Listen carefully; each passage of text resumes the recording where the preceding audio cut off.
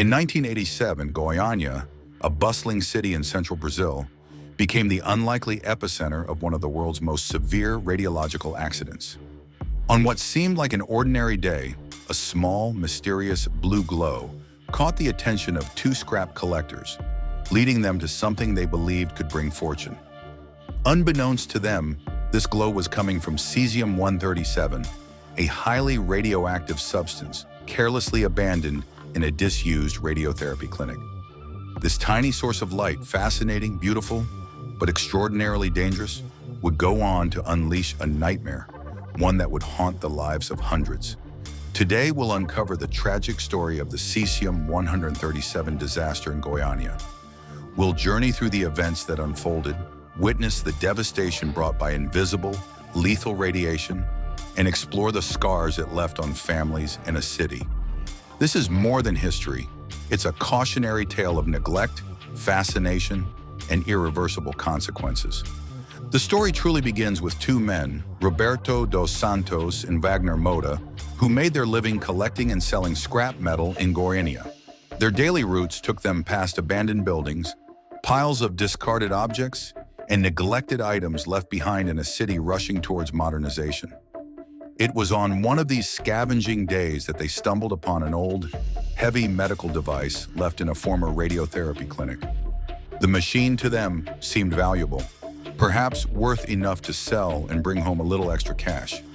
But as they worked to dismantle the device, something extraordinary caught their attention. Inside, they found a curious blue powder, glowing softly and emitting an enchanting light, something they had never seen before. Attracted to its strange beauty, they handled it carelessly, unaware of the danger it held. They shared their discovery with friends, neighbors, and family, believing it to be rare, precious, or even magical.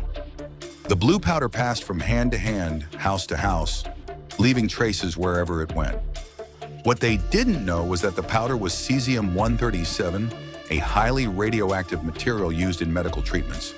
Untrained and unprotected, they'd unknowingly released a poison. What began as a lucky find quickly spiraled into a disaster waiting to unfold, a silent threat spreading through an unsuspecting community. Soon, the invisible danger would make its effects horribly clear.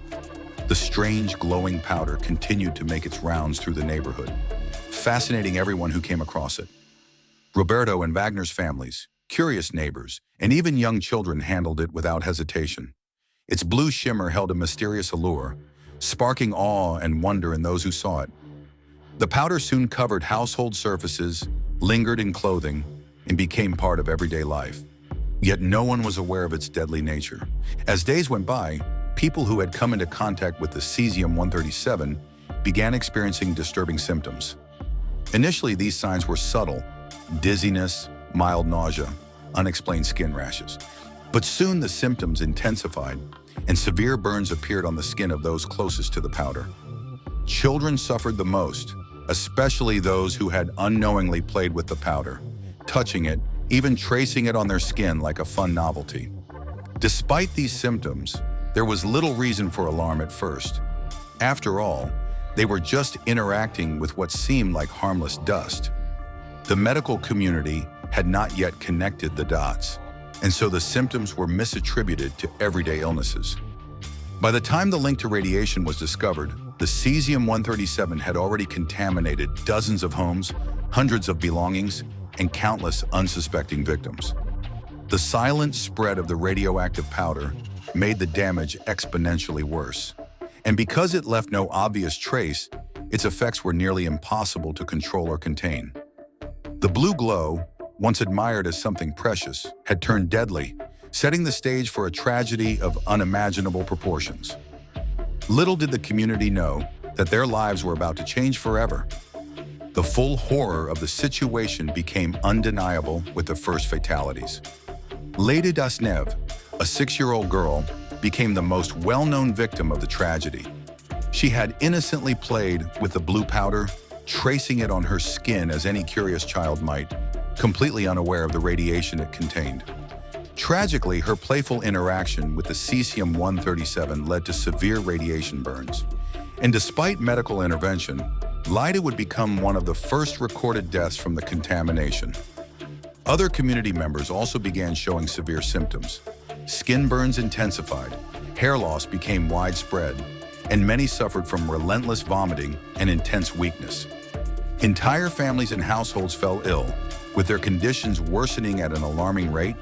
The confusion quickly turned into panic, especially as these strange symptoms appeared almost simultaneously in people who lived close to one another. It wasn't until medical professionals pieced together the symptoms and linked them to radioactive poisoning that the true scope of the problem became clear. Authorities, along with the local medical community, were horrified. They faced a type of crisis they had never prepared for, one involving invisible, insidious radiation from a seemingly harmless powder that had now touched countless lives. As the deaths continued to mount, panic swept through Goiânia.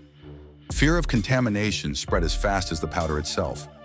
People feared contact with those affected, and rumors about the radioactive curse began circulating, further isolating the victims. The public's trust in the safety of their city was shattered, and the community spiraled into chaos, facing a problem it couldn't see and could barely understand. With a growing number of people in critical condition, the mystery of their symptoms became an urgent case for the local medical teams. As doctors traced the symptoms, severe burns, gastrointestinal distress, and overall weakness, they began to suspect something far beyond ordinary contamination. Investigations pointed back to a single source, the glowing powder.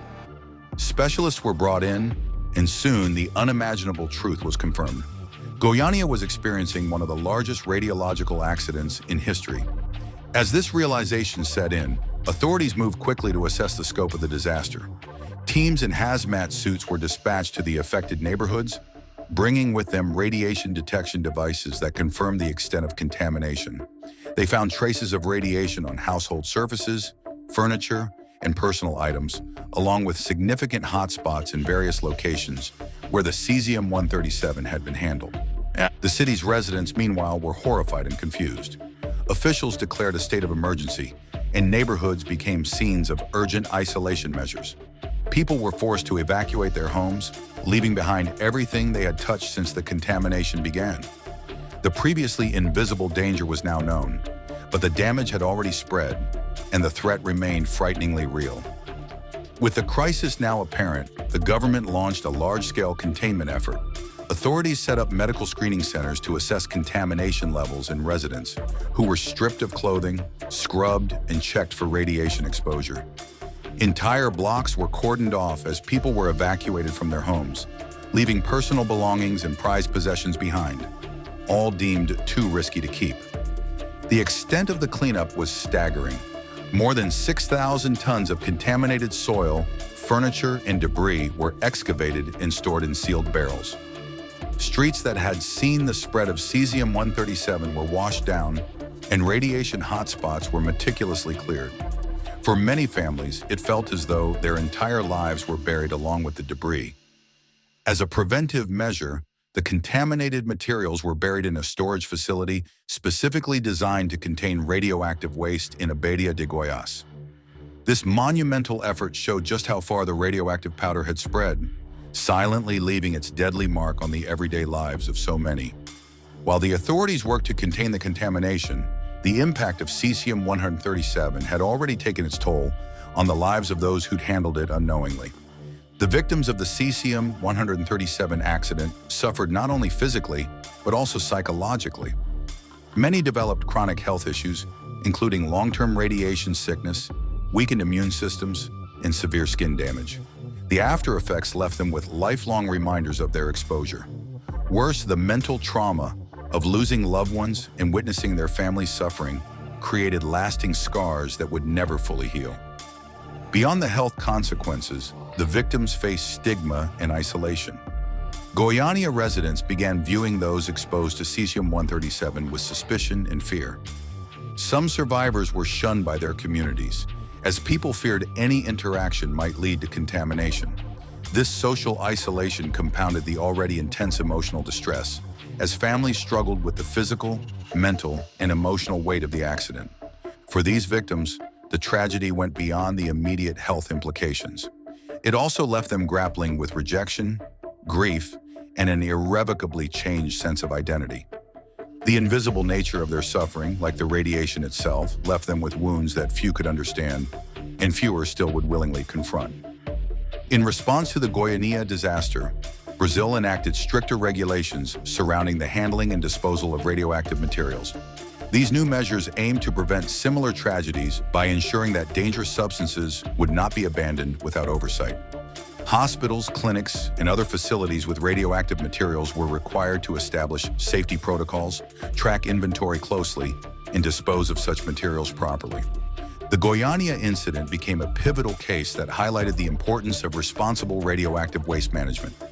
This event underscored the need for effective policies to protect public safety, not only from accidents, but also from the long-term consequences of careless handling.